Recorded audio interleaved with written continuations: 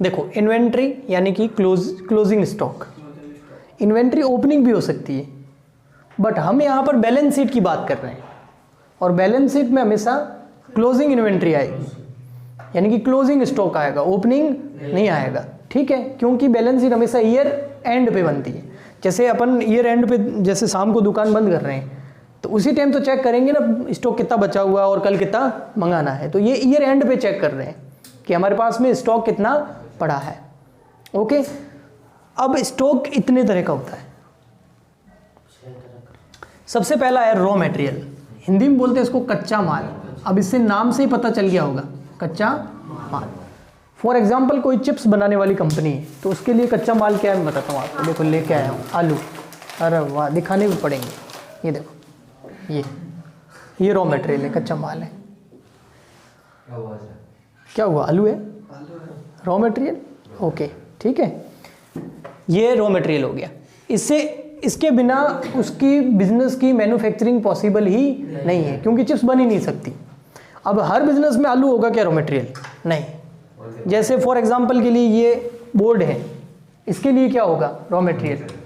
Timber, लकड़ी है ना। उसके अलावा ये जो रोड लगी हुई है स्टील की जो भी है ये, और इसके अलावा ये जो स्क्रू लगे हुए हैं ये है ना, तो ये सब उसके लिए क्या है? Raw material. तो हर किसी के लिए रॉ मटेरियल कुछ अलग होगा। ठीक है, ओके। अब आता है वर्क इन प्रोग्रेस। अब ये रॉ मटेरियल को इधर क्यों लिख रहे हैं? क्योंकि ये एंड हो गया है और हमको पता करना है कि आज हमारा 31 मार्च 2021 आ गया है, तो आज हमारा कितना रॉ मटेरियल पड़ा है वो दिखाना पड़ता है बैलेंस शीट के अंदर। सिर्फ रॉ मटेरियल नहीं होगा, इसके अलावा वर्क इन प्रोग्रेस भी होगा। मतलब ना आलू है और ना चिप्स है, वो क्या है ये बताता हूँ। ये देखो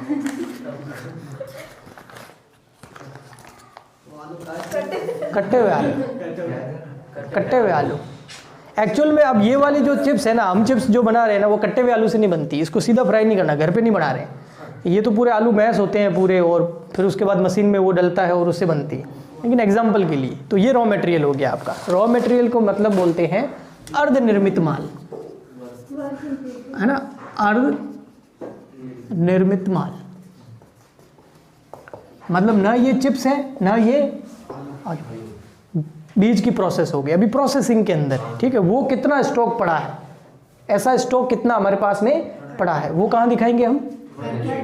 बैलेंस शीट के अंदर, और वो भी कहाँ पर?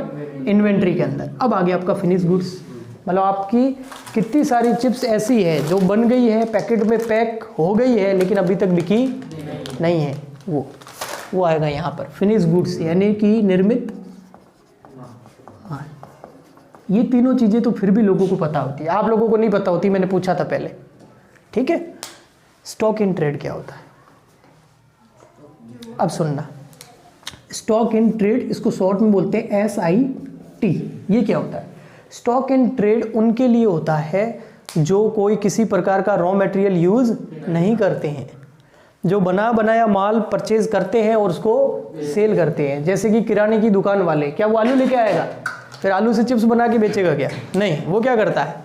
चिप्स के पैकेट खरीदता है और बेच देता है। जैसे कपड़े वाली दुकान, जहाँ से हम कपड़े लेके आते हैं ना हमारे लिए, पैंट शर्ट वगैरह जो भी लेके आते हैं, वो क्या अंदर बना रहा होता है क्या?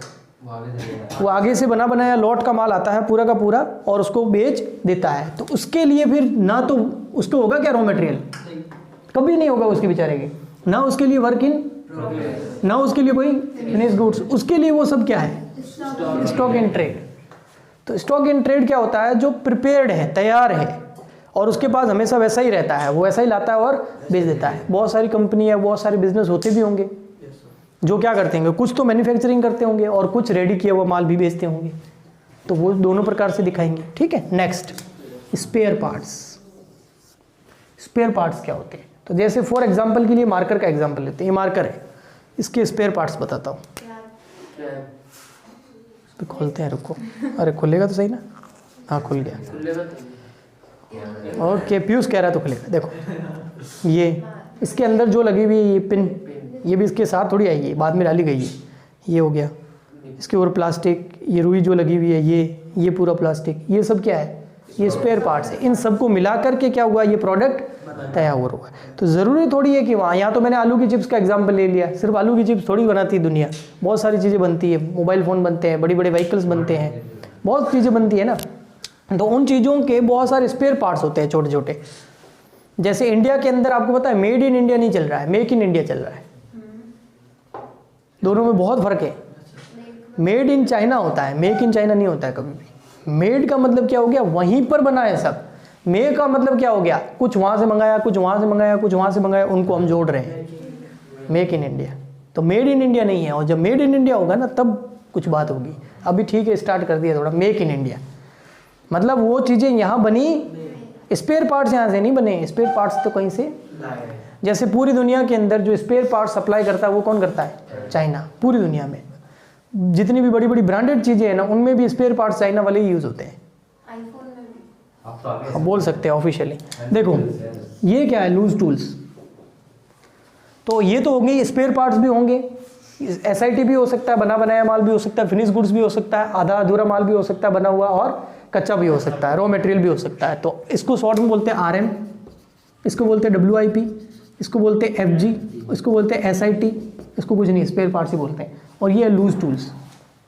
पहली बार लूज टूल्स गुड्स नहीं होता है, ये पता है क्या होता है, ये मैंने इधर रखे हैं, देखो बता दो।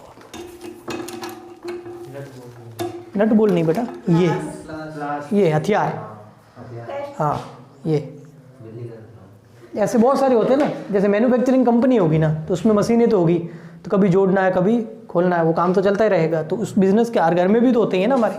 वो अलग बात है कि कभी मिलता नहीं है ये, है ज़रूरत के टाइम नहीं मिलता है ये कभी भी, वो अलग बात है। तो ये सब क्या हो गए, ये हो गए लूज टूल्स, ये हो गई आपकी पूरी की पूरी